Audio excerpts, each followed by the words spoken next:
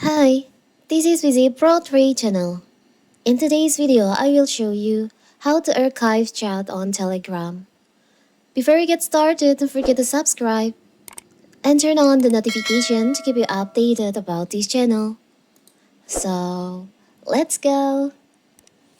The Telegram app is an excellent platform that always offers users the best options and features to make their lives easier.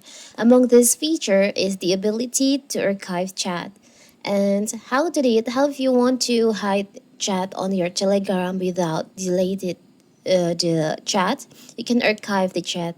It's so simple. So first of all, of course, we helped up on our Telegram. Now you can choose the chat that you want to archive. For the example, I will choose this. You can tap and hold on the chat that you want to archive, and you'll find there is an option on the top of your Telegram archive. You can tap on that. So the chat will be archived to your archive chat on Telegram. You can also archive more than one chat on your Telegram. You can add multiple. So the chat will be hidden, will be moved to your archive chat. It's so simple, right?